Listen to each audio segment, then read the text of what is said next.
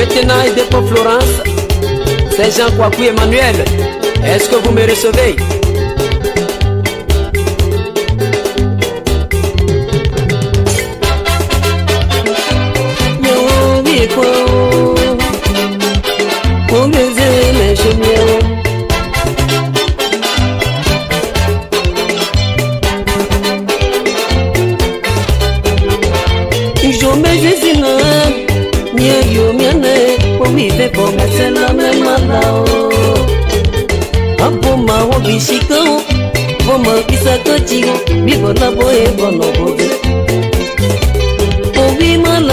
C'est la même malao, bi maladi akonda ekome.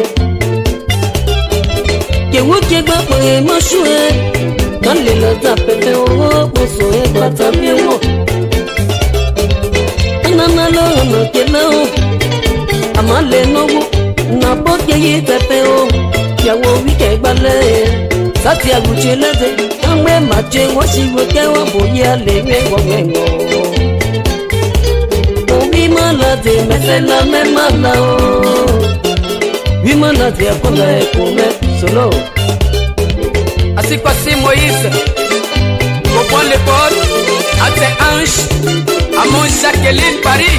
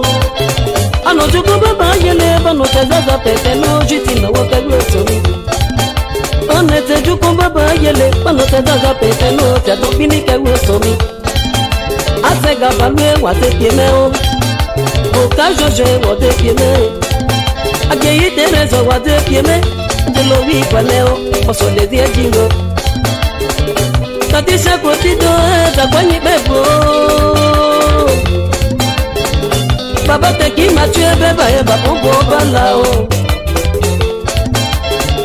Ishome Justine anewe me yewo wo.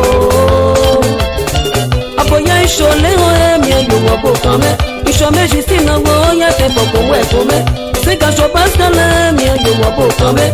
Siwe me yewo wo ye te boko we kome o. Ye te fa wa we kome. Otomiga ise, uhabaza bebe, konso mamasu, kanome shite. Ajizo boyo botan se bi mi kopo ye shiko, shimwe mi kopo ye kiko. Mengo mwe me po, monso ba kote o. Api e kome niko. Wila de me shomye o. Wila de sa webo. Pose po shika bada bunga, se po keke babo kubo, monso le de kwa jimeko. Asubito na maike babeo moto te otabie ba pweji ba ko ba mateye le tasemi o banya kisi piero le ye kulo fila e mabushi o suma o sasabo ameja bari le ye kulo fila e mabushi o suma o sasabo ogwe mati de jibi o te kwende ye o bo so bo wi kan me o punya ke fene o da pe fe o pe o. Y'a pas papa, la Béa Boubière, la BGM, Maman Simon, à Gay Ponce, Assis Ivoire,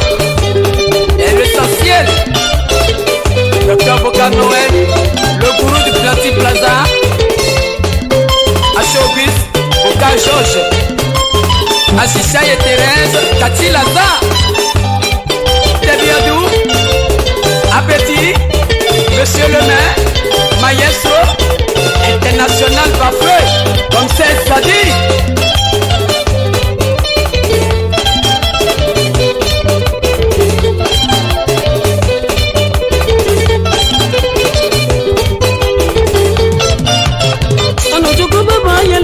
Te cosa pepe no te adopini que gusto mío.